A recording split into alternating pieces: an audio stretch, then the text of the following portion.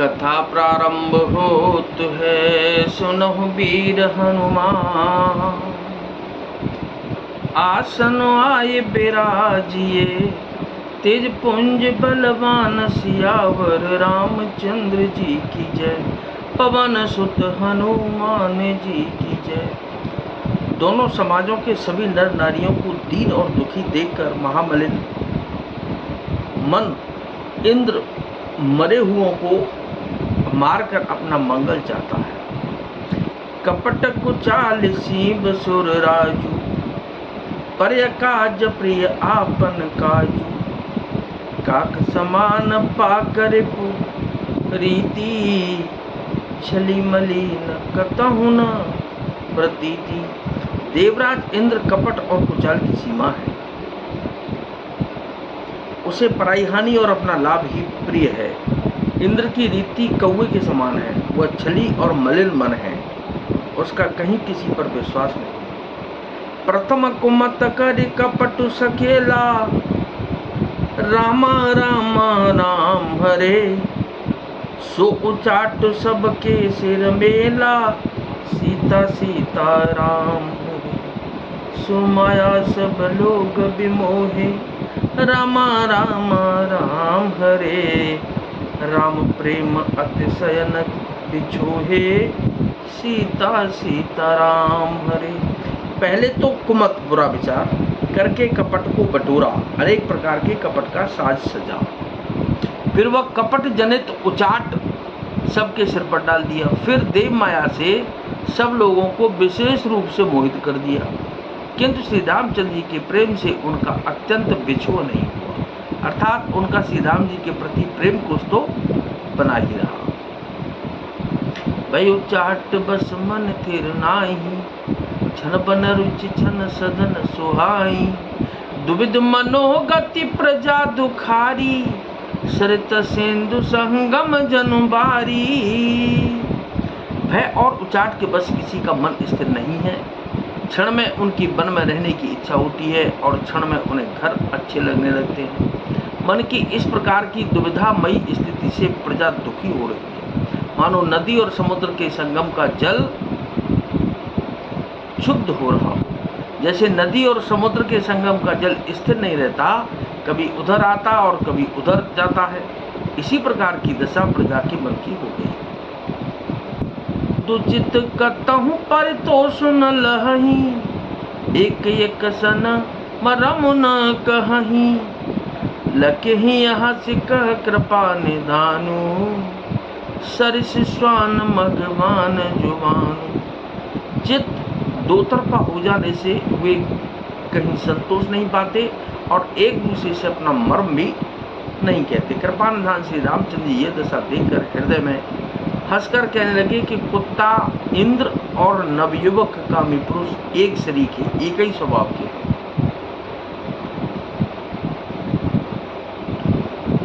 पाणिनीय व्याकरण के अनुसार स्वन, युवन और मगवन शब्दों के रूप भी एक शरीके होते हैं। भरत जनक मुनि जन सचिव, साधु सचेत बिहाय। लागे देव माया सबय, जथा जोग जन पाए। सियावर रामचंद्र जी की जय, पवन सुत हनुमान जी की जय। भरत जी, जनक जी, मुनिजन मंत्री और ज्ञानी साधु संतों को छोड़कर अन्य सभी पर जिस मनुष्य को जिस योग्य, जिस प्रकृति और जिस स्थिति का पाया, उस पर वैसी देव माया लग गई। कृपा सिंधु लखे लोग दुखारे, निज स्नेह सुरपति जल भारे।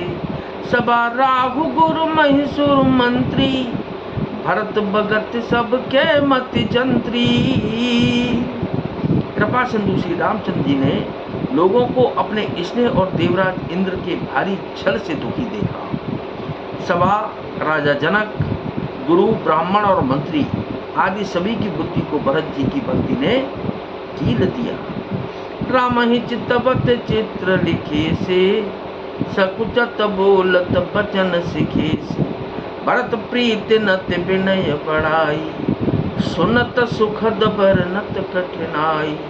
सब लोग चित्रलेखे से श्री रामचंद्र जी की ओर देख रहे हैं। सकुचाते हुए, सिखाए हुए से वचन बोलते हैं। भरत जी प्रीति, नम्रता, विनय और बड़ाई सुनने में सुख देने वाली है। भरत जी की प्रीति, नम्रता, विनय और बड़ाई सुनने में सुख देने वाली है, पर उनके वर्णन करने में कठिनता है। जासु बिलोह के भगत लवलेषु, प्रेम मगन मुनि गण मिथिलेषु, महिमा तासु कहे किम तुलसी, भगत सुभाय सुमति है हुलसी।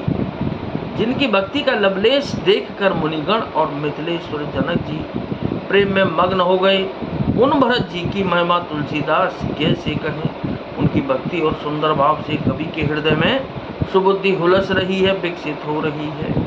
आप छोट महिमा बड़े जानी, कवि कुल कान मान सकुचानी, कह न सकत गुण रुचि अधिकाई, मत गति बाहल बचन की नाई।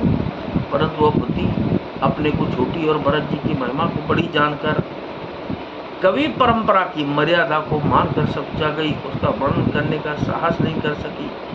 उसके गुणों में रुचि तो बहुत है, पर उन्हें कह नहीं सकती। बुद्धि की गति बालक के बचनों की तरह हो गई, वह कुंठित हो गई।